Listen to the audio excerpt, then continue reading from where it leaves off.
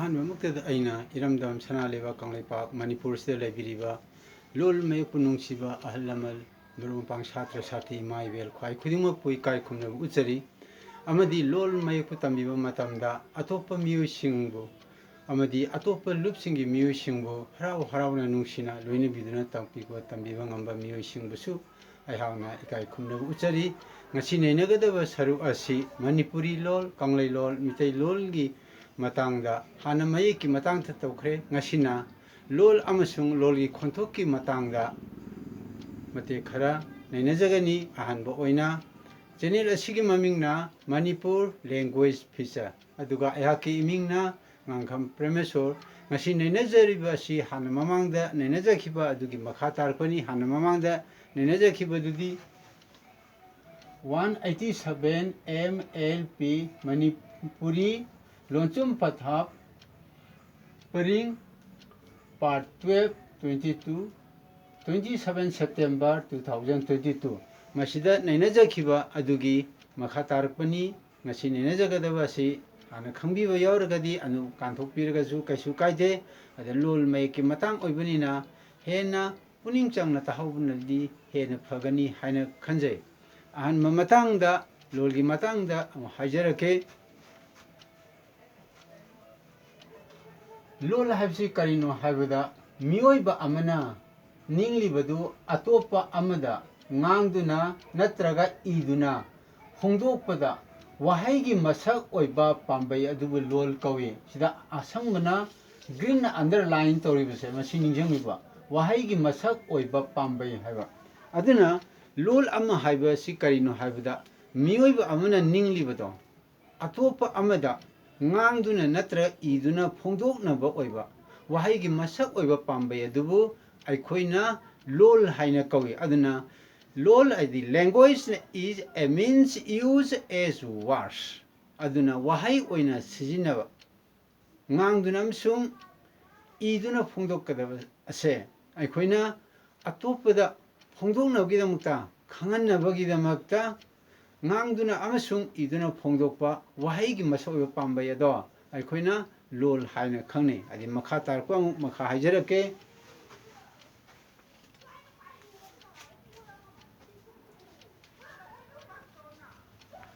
ꯃꯇꯨꯡꯗ ꯃꯌꯦꯛ ꯍꯥꯏꯕꯁꯤ ꯀꯔꯤꯅꯣ ꯍꯥꯏꯕꯒꯤ ꯃꯇꯥꯡꯗ ꯑꯃꯨꯛ ꯍꯥꯏꯖꯒꯦ ꯃꯌꯦꯛ ꯍꯥꯏꯕꯁꯤꯗꯤ ꯀꯔꯤꯅꯣ ꯍꯥꯏꯕ ꯃꯇꯝꯗ are the symbols of representing language ꯂꯣꯜ ꯑꯃ ꯃꯍꯨꯠ ꯁꯤꯟꯅꯕ ꯈꯨꯗꯝꯁꯤꯡ ꯑꯗꯨꯕꯨ ꯑꯩꯈꯣꯏꯅ ꯃꯌꯦꯛ ꯍꯥꯏꯅ ꯀꯧꯏ ꯑꯗ ꯃꯤꯇꯩꯂꯣꯟ ꯃꯅꯤꯄꯨꯔꯤ ꯂꯣꯜ ꯀꯪꯂꯩꯂꯣꯟꯗꯤ ꯃꯌꯦꯛ ꯍꯥꯏꯕꯁꯤꯗ ꯇꯣꯉꯥꯟ ꯇꯣꯉꯥꯟꯕ ꯃꯈꯜ ꯃꯈꯜ ꯃꯌꯥꯝꯅ ꯁꯦꯝꯃꯤ ꯈꯨꯗꯝ ꯑꯣꯏꯅ ꯑꯜꯐꯥꯕꯦꯠ ꯑꯃꯁꯨꯡ ꯁꯦꯀꯦꯟꯗꯔꯤ ꯁꯤꯝꯕꯣꯜ ꯍꯥꯏꯅ ꯃꯈꯜ ꯃꯈꯜ ꯂꯩꯔꯦ ꯆꯩꯇꯞ ꯍꯥꯏꯅ ꯁꯦꯀꯦꯟꯗꯔꯤ ꯁꯤꯝꯕꯣꯜ ꯍꯥꯏꯕꯗꯤ ꯆꯩꯇꯞ ꯍꯥꯏꯕꯅꯤ ꯁꯨꯃꯥꯏꯅ ꯇꯧꯗꯅ ꯁꯦꯀꯦꯟꯗꯔꯤ ꯁꯤꯝꯕꯣꯜꯁꯨ ꯃꯤꯇꯩ ꯃꯌꯦꯛꯇꯗꯤ ꯁꯤꯖꯤꯟꯅꯩ ꯁꯤꯅ ꯀꯣꯟꯅ ꯑꯃꯨꯛ ꯅꯩꯅꯖꯔꯛꯀꯅꯤ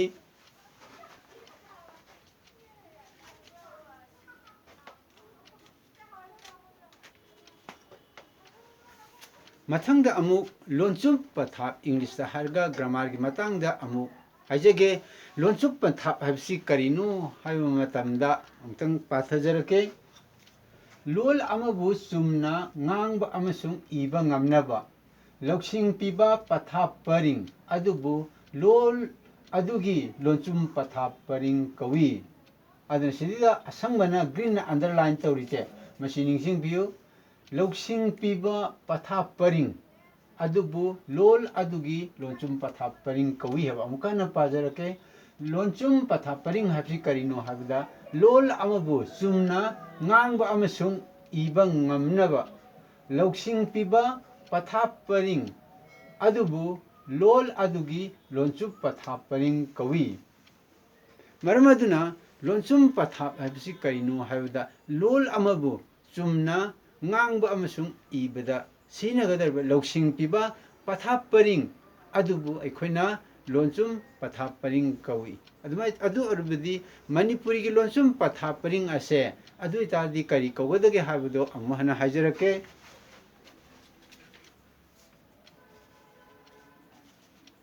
ꯁꯤꯗ ꯌꯦꯡꯕꯤꯌꯨ ꯃꯅꯤꯄꯨꯔꯤ ꯂꯣꯟꯆꯨꯝ ꯄꯊꯥꯞ ꯄꯔꯤꯡ ꯃꯅꯤꯄꯨꯔꯤ ꯂꯣꯜꯕꯨ ꯆꯨꯝꯅ ꯉꯥꯡꯕ ꯑꯃꯁꯨꯡ ꯏꯕ ꯉꯝꯅꯕ ꯂꯧꯁꯤꯡ ꯄꯤꯕ ꯄꯊꯥꯞ ꯄꯔꯤꯡ ꯑꯗꯨꯕꯨ ꯃꯅꯤꯄꯨꯔꯤ ꯂꯣꯟꯆꯨꯝ ꯄꯊꯥꯞ ꯄꯔꯤꯡ ꯀꯧꯏ ꯑꯃꯨꯛꯀ ꯍꯟꯅ ꯄꯥꯖꯒꯦ ꯃꯅꯤꯄꯨꯔꯤ ꯍꯥꯏꯕꯗꯤ ꯀꯪꯂꯩꯂꯣꯟ ꯃꯤꯇꯩꯂꯣꯟ ꯍꯥꯏꯁꯤ ꯑꯃꯁꯨ ꯍꯥꯏꯕ ꯌꯥꯔꯦ ꯃꯅꯤꯄꯨꯔꯤ ꯂꯣꯟꯆꯨꯝ ꯄꯊꯥꯞ ꯄꯔꯤꯡ ꯍꯥꯏꯕꯁꯤ ꯀꯔꯤꯅꯣ ꯍꯥꯏꯕꯗ ꯃꯅꯤꯄꯨꯔꯤ ꯂꯣꯜꯕꯨ ꯆꯨꯝꯅ ꯉꯥꯡꯕ ꯑꯃꯁꯨꯡ ꯏꯕ ꯉꯝꯅꯕ ꯂꯧꯁꯤꯡ ꯄꯤꯕ ꯄꯊꯥꯞ ꯄꯔꯤꯡ ꯑꯗꯨꯕꯨ ꯃꯅꯤꯄꯨꯔꯤ ꯂꯣꯟꯆꯨꯝ ꯄꯊꯥꯞ ꯄꯔꯤꯡ ꯀꯧꯏ ꯑꯗꯨꯅ ꯃꯅꯤꯄꯨꯔꯤ ꯂꯣꯟꯆꯨꯝ ꯄꯊꯥꯞ ꯄꯔꯤꯡ ꯍꯥꯏꯕꯁꯤ ꯀꯔꯤꯅꯣ ꯍꯥꯏꯕꯗ ꯑꯩꯈꯣꯏꯅ ꯂꯣꯜꯂꯤꯕ ꯃꯤꯇꯩꯂꯣꯟ ꯀꯪꯂꯩꯂꯣꯟ ꯃꯅꯤꯄꯨꯔꯤ ꯂꯣꯜ ꯑꯁꯦ ꯆꯨꯝꯅ ꯉꯥꯡꯕ ꯑꯃꯁꯨꯡ ꯏꯅꯕꯒꯤꯗꯃꯛꯇ ꯂꯧꯁꯤꯡ ꯄꯤꯕ ꯄꯊꯥꯞ ꯄꯔꯤꯡ ꯑꯗꯨꯕꯨ ꯑꯩꯈꯣꯏꯅ ꯃꯅꯤꯄꯨꯔꯤ ꯂꯣꯟꯆꯨꯝ ꯄꯊꯥꯞ ꯄꯔꯤꯡ ꯀꯧꯏ ꯏꯁꯝ ꯁꯝꯅ ꯍꯥꯏꯕꯗ ꯃꯅꯤꯄꯨꯔꯤ ꯒ꯭ꯔꯃꯥ ꯍꯥꯏꯅ ꯈꯪꯅꯩ ꯃꯈꯥ ꯇꯥꯔꯛꯄ ꯑꯃꯨꯛ ꯍꯥꯏꯖꯔꯛꯀꯦ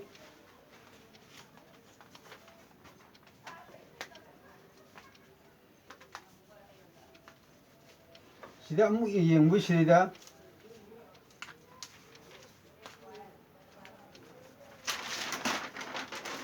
ꯃꯈꯥ ꯇꯥꯕꯗ ꯃꯅꯤꯄꯨꯔꯤ ꯈꯣꯟꯊꯣꯛꯂꯣꯟꯒꯤ ꯃꯇꯥꯡꯗ ꯑꯃꯨꯛ ꯅꯩꯅꯖꯒꯦ ꯀꯪꯂꯩꯂꯣꯟ ꯃꯅꯤꯄꯨꯔꯤ ꯂꯣꯟ ꯃꯤꯇꯩꯂꯣꯟ ꯑꯁꯤꯒꯤ ꯈꯣꯟꯊꯣꯛꯂꯣꯟꯒꯤ ꯃꯇꯥꯡꯗ ꯑꯃꯨꯛ ꯍꯥꯏꯖꯔꯛꯀꯦ ꯃꯅꯤꯄꯨꯔꯤ ꯈꯣꯟꯊꯣꯛꯂꯣꯟ ꯃꯅꯤꯄꯨꯔꯤ ꯐꯣꯅꯣꯂꯣꯖꯤ ꯏꯪꯂꯤꯁꯇ ꯍꯥꯏꯔꯒ ꯃꯅꯤꯄꯨꯔꯤ ꯂꯣꯜꯒꯤ ꯈꯣꯟꯊꯣꯛꯀꯤ ꯈꯨꯖꯤꯡ ꯍꯥꯏꯗꯤ ꯁꯦꯂꯦꯕꯜ ꯑꯃꯁꯨꯡ ꯈꯣꯟꯊꯣꯛ ꯃꯆꯦꯠꯁꯤꯡꯒꯤ ꯃꯁꯛ ꯃꯑꯣꯡ ꯑꯃꯁꯨꯡ ꯁꯤꯖꯤꯟꯅꯕꯒꯤ ꯃꯑꯣꯡ ꯅꯩꯅꯕ ꯑꯗꯨꯕꯨ ꯃꯅꯤꯄꯨꯔꯤ ꯈꯣꯟꯊꯣꯛ ꯂꯣꯟ ꯃꯅꯤꯄꯨꯔꯤ ꯐꯣꯅꯣꯂꯣꯖꯤ ꯀꯧꯏ ꯑꯃꯨꯛꯀ ꯍꯟꯅ ꯄꯥꯖꯔꯛꯀꯦ ꯃꯅꯤꯄꯨꯔꯤ ꯈꯣꯟꯊꯣꯛꯂꯣꯟ ꯃꯅꯤꯄꯨꯔꯤ ꯐꯣꯅꯣꯂꯣꯖꯤ ꯍꯥꯏꯕꯁꯤ ꯀꯔꯤꯅꯣ ꯍꯥꯏꯕꯗ ꯃꯅꯤꯄꯨꯔꯤ ꯂꯣꯜꯒꯤ ꯈꯣꯟꯊꯣꯛꯀꯤ ꯈꯨꯖꯤꯡ ꯑꯃꯁꯨꯡ ꯈꯣꯟꯊꯣꯛꯀꯤ ꯃꯆꯦꯠꯁꯤꯡꯒꯤ ꯃꯁꯛ ꯃꯑꯣꯡ ꯑꯃꯁꯨꯡ ꯁꯤꯖꯤꯟꯅꯐꯝꯒꯤ ꯃꯑꯣꯡ ꯅꯩꯅꯕ ꯑꯗꯨꯕꯨ ꯃꯅꯤꯄꯨꯔꯤ ꯈꯣꯟꯊꯣꯛꯂꯣꯟ ꯃꯅꯤꯄꯨꯔꯤ ꯐꯣꯅꯣꯂꯣꯖꯤ ꯍꯥꯏꯅ ꯀꯧꯏ ꯑꯗꯨꯅ ꯃꯅꯤꯄꯨꯔꯤ ꯈꯣꯟꯊꯣꯛꯂꯣꯟ ꯍꯥꯏꯕꯁꯤ ꯀꯔꯤꯅꯣ ꯍꯥꯏꯕꯗ ꯃꯅꯤꯄꯨꯔꯤ ꯂꯣꯜꯒꯤ ꯈꯣꯟꯊꯣꯛꯀꯤ ꯈꯨꯖꯤꯡ ꯍꯥꯏꯗꯤ ꯁꯦꯂꯦꯕꯜ ꯑꯃꯁꯨꯡ ꯈꯣꯟꯊꯣꯛꯀꯤ ꯈꯨꯖꯤꯡꯒꯤ ꯃꯆꯦꯠꯁꯤꯡꯒꯤ ꯃꯁꯛ ꯃꯑꯣꯡ ꯑꯃꯁꯨꯡ ꯃꯈꯣꯏꯒꯤ ꯁꯤꯖꯤꯟꯅꯐꯝ ꯅꯩꯅꯕ ꯑꯗꯨꯕꯨ ꯑꯩꯈꯣꯏꯅ ꯃꯅꯤꯄꯨꯔꯤ ꯐꯣꯅꯣꯂꯣꯖꯤ ꯍꯥꯏꯅ ꯀꯧꯏ ꯑꯗꯨꯅ ꯈꯣꯟꯊꯣꯛꯂꯣꯟ ꯅꯩꯅꯕ ꯍꯥꯏꯕꯁꯦ ꯌꯥꯝꯅ ꯃꯔꯨ ꯑꯣꯏ ꯃꯅꯤꯄꯨꯔꯤ ꯂꯣꯜ ꯃꯤꯇꯩꯂꯣꯟꯒꯤꯗꯃꯛꯇꯗꯤ ꯑꯗꯩ ꯃꯈꯥ ꯇꯥꯔꯛꯄꯗ ꯂꯣꯜꯁꯤꯡꯒꯤ ꯃꯈꯜꯗ ꯃꯅꯤꯄꯨꯔꯤ ꯀꯪꯂꯩꯂꯣꯟ ꯍꯥꯏꯗꯤ ꯃꯅꯤꯄꯨꯔꯤ ꯂꯣꯜ ꯑꯁꯤ ꯃꯥꯂꯦꯝꯗ ꯂꯩꯔꯤꯕ ꯑꯌꯥꯡ ꯑꯔꯨꯝ ꯇꯣꯟ ꯅꯥꯏꯕ ꯂꯣꯜꯁꯤꯡꯒꯤ ꯃꯅꯨꯡ ꯆꯜꯂꯤ ꯃꯁꯤꯗꯤ ꯃꯅꯤꯄꯨꯔꯤ ꯂꯣꯜ ꯀꯪꯂꯩꯂꯣꯟ ꯃꯤꯇꯩꯂꯣꯟ ꯑꯁꯦ ꯃꯥꯂꯦꯝꯗ ꯂꯩꯔꯤꯕ ꯂꯣꯜꯁꯤꯡ ꯑꯁꯤꯒꯤ ꯀꯔꯝꯕ ꯃꯈꯜꯒꯤ ꯃꯅꯨꯡ ꯆꯜꯂꯤ ꯍꯥꯏꯕ ꯇꯥꯔꯒꯗꯤ ꯃꯅꯤꯄꯨꯔꯤ ꯂꯣꯜ ꯑꯁꯦ ꯑꯌꯥꯡ ꯑꯔꯨꯝ ꯅꯥꯏꯕ ꯇꯣꯟ ꯅꯥꯏꯕ ꯂꯣꯜꯁꯤꯡꯒꯤ ꯃꯅꯨꯡ ꯆꯜꯂꯤ ꯃꯔꯝ ꯑꯗꯨꯅ ꯃꯊꯪꯗ ꯑꯃꯨꯛ ꯃꯈꯥꯗ ꯑꯃꯨꯛ ꯋꯥꯍꯩ ꯍꯥꯏꯕꯁꯤ ꯀꯔꯤꯅꯣ ꯍꯥꯏꯕꯁꯦ ꯑꯃꯨꯛ ꯍꯟꯅ ꯍꯥꯏꯖꯔꯛꯀꯦ ꯋꯥꯍꯩ ꯑꯃ ꯅꯠꯇ꯭ꯔꯒ ꯑꯃꯗꯒꯤ ꯍꯦꯟꯕ ꯃꯌꯦꯛꯁꯤꯡꯅ ꯄꯨꯟꯁꯤꯟꯅꯔꯒ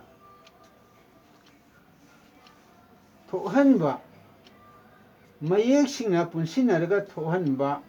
ꯋꯥꯍꯟꯊꯣꯛ ꯂꯩꯕ ꯈꯣꯟꯊꯣꯛꯄꯨ ꯋꯥꯍꯩ ꯀꯧꯏ ꯑꯗꯨꯅ ꯋꯥꯍꯩ ꯍꯥꯏꯕꯁꯤ ꯀꯔꯤꯅꯣ ꯍꯥꯏꯕꯗ ꯃꯅꯤꯄꯨꯔꯤ ꯂꯣꯟꯗ ꯀꯪꯂꯩꯂꯣꯟꯗ ꯋꯥꯍꯩ ꯍꯥꯏꯕꯁꯤ ꯀꯔꯤꯅꯣ ꯍꯥꯏꯕ ꯃꯇꯝꯗ ꯑꯃ ꯅꯠꯇ꯭ꯔꯒ ꯑꯃꯗꯒꯤ ꯍꯦꯟꯕ ꯃꯌꯦꯛꯁꯤꯡꯅ ꯄꯨꯟꯁꯤꯟꯅꯔꯒ ꯋꯥꯍꯟꯊꯣꯛ ꯂꯩꯕ ꯈꯣꯟꯊꯣꯛ ꯊꯣꯛꯍꯟ ꯇꯥꯔꯒꯗꯤ ꯃꯗꯨꯕꯨ ꯑꯩꯈꯣꯏꯅ ꯋꯥꯍꯩ ꯀꯧꯏ ꯋꯥꯍꯟꯊꯣꯛ ꯂꯩꯇ꯭ꯔꯒꯗꯤ ꯃꯗꯨ ꯋꯥꯍꯩ ꯀꯧꯗꯦ ꯍꯥꯏꯕꯗꯤ ꯎꯆꯦꯛ ꯋꯥꯌꯥꯅ ꯈꯣꯡꯕꯁꯤꯡ ꯑꯁꯦ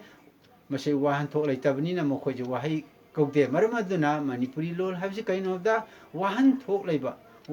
ꯈꯣꯟꯊꯣꯛꯁꯤꯡ ꯑꯗꯣ ꯑꯩꯈꯣꯏꯅ ꯋꯥꯍꯩ ꯀꯧꯏ ꯃꯁꯤ ꯁꯥꯒꯠꯂꯛꯄꯗꯤ ꯑꯃ ꯅꯠꯇ꯭ꯔꯒ ꯑꯃꯗꯒꯤ ꯍꯦꯟꯕ ꯃꯌꯦꯛꯁꯤꯡꯅ ꯄꯨꯟꯁꯤꯟꯅꯗꯨꯅ ꯁꯥꯏ ꯑꯗꯨꯗꯤ ꯍꯧꯖꯤꯛ ꯃꯈꯥ ꯇꯥꯔꯛꯄ ꯃꯇꯝꯗ ꯈꯣꯟꯊꯣꯛꯁꯤꯡ ꯑꯁꯦ ꯃꯇꯧ ꯀꯔꯝ ꯇꯧꯅ ꯅꯩꯅꯒꯗꯒꯦ ꯍꯥꯏꯕ ꯑꯗꯨꯒꯤ ꯃꯇꯥꯡꯗ ꯑꯃꯨꯛ ꯍꯟꯅ ꯃꯈꯥ ꯇꯥꯕ ꯅꯩꯅꯖꯒꯦ ꯍꯥꯏꯖꯔꯛꯀꯦ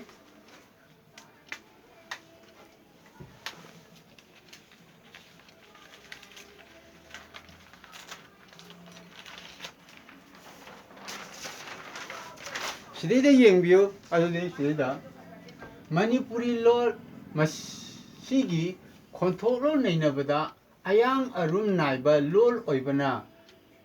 ꯑꯅꯤ ꯊꯣꯛꯅ ꯈꯥꯏꯗꯣꯛꯅ ꯅꯩꯅꯕ ꯌꯥꯏ ꯑꯗꯨꯅ ꯃꯅꯤꯄꯨꯔꯤꯒꯤ ꯈꯣꯟꯊꯣꯛꯂꯣꯟ ꯅꯩꯅꯕꯁꯤꯗ ꯋꯥꯍꯩꯕꯨ ꯃꯆꯦꯠ ꯃꯆꯦꯠ ꯈꯥꯏꯗꯣꯛꯂꯒ ꯅꯩꯅꯕ ꯑꯃ ꯋꯥꯍꯩꯕꯨ ꯑꯌꯥꯡ ꯑꯔꯨꯝ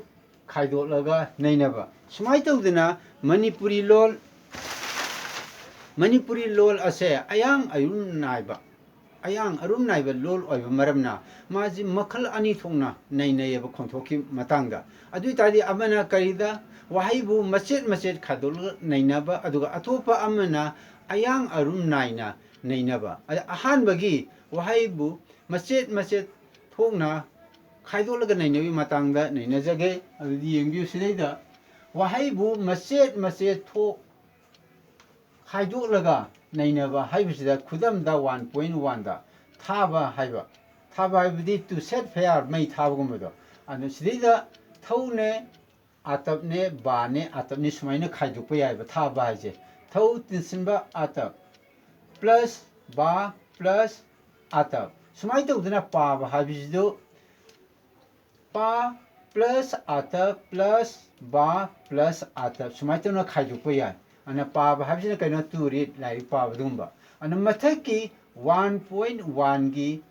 वहाई अनि थाबा पाबा असिगी खोंथोक अमसुंग वहान थोकसिंग मानदे अदुनदि पाबा अम थाबा अमसुंग पाबा हाबिसे वहान थोकसिंग मानदेबा अना मसेट अतै सिंगदि मानरगा हाइबदि अतब बा अतब ति लोई मानेबा अदुना मसेट अतै दि मानबा हाइताय मानरगा थौ अमसुंग पा हाइबा मयक अनिसिदि मानदे मसिदगी मणिपुरी लोलदा मानदबा खोंथोक अनि लई हाइबा खंगी अदुनदि थाबा अमसुंग पाबा हाइबा मय असिदगी थौ अमसुंग पा हाइबा मानदबा खोंथोक अनि लई हाइबसे उले समाइ तौदना अनिसुब खुदम मानदबा खोंथोक लईबा असे अनिसुब खुदमदा मुका हना हजरके सिदैदा खुदम सिदैदा पाइ हाइबा सिदैदा रीड अदि लाइक पा बसिदा पाइ हाबिसिदा पा प्लस आतब प्लस इलोनसुम सुमाइ तौदना पाव हाबिसिदा मानरिजि पा प्लस आतब प्लस उन सुमाइना लेरे अदि तादि सिदा मथक की खुदम 1.2 गी वाहै अनि पाइ पाव चांगदम नबगी मणिपुरी लोनदा मानदबा मये अनि लई हाइबा खंगी मसिदजु आतबका आइगा सुमाइलरे पाने प्लस आतबने पाने प्लस ने आतबने अनि दि माने अदुगा इ लोसुंगा उनगा जदि सिदि मपुंगमैना लोसुमैना सिजिनबनी अनि जि मानदेबा सिगि पायम सुं पाव हाइबजिदा सिनि कोसिदा हाइजा सुमाइ तौदना मरम असिना थौ पा इ उन मयक मरी असिना महुत सिलिबा खोंथोक मसेट मरी असि वाहन थोक खेनबा ताकपा ngamba मणिपुरीगी ख्वाइदगी पिकपा खोंथोक मसेट नातनी मखोइसिंग असिबु खोन खुजिंग फोनिम हाइना कवि अमुकन हाजरगे मरम असिना थौ पा इ उन मयक मरी असिना महुत सिलिबा खोंथोक मसेट मरी असे वाहन थोक खेनबा ताकपा ngamba मणिपुरी की ख्वाइदगी पिकपा खोंथोक मसेट ngakतनी मखोइसिंग असिबु खोन खुजिंग फोनिम कवि अदुना मणिपुरी लोनदा फोनिम हाइबसि करिनो हाइबु मतमदा वाहैसिंग असिदा यावरिबा वाहन थोक खेनबा पीबा ngamba ख्वाइदगी पिकपा खोंजेल मसेटसिंग असे मखोइसिंग असिबु अइखोइना करी कवि हाइबदा फोनिम खोन खुजिंग कवि हाइ सिदा हाइजगे ngasi फावि मनुंगदा नैनाजबा सिदा खोन खुजिंग नैनाबा अमसुंग लोल नैनाजबा मयक नैनाजबा मयकी मणिपुरी लोनगी पथापरिंग नैनाजबा मतंग असिदा लोइसरे मतुंग तारपा मतमदा अतोबा मखा ताबा नैनाजगे चैनल असिगी ममिंगना मणिपुरी लैंग्वेज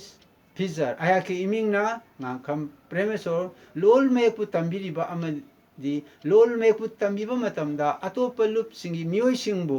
नुंगसिना लोइना बिबा ngamba हराउना लोइना बिबा ngamba मियोइ खुदिंगमकपुसु अयहांना इकाइ खुमनबा उचरी अवारपा यावरगसु लेवाकी अखंग आइना हाबिरउ ngasiगidi matang asida loisinjanaba matam yorokle channel asigi mamingna Manipur language feature ayaki imingna ngangkham Premeshwar matangi amuk upload tokpu matamda koimya amuk unarasi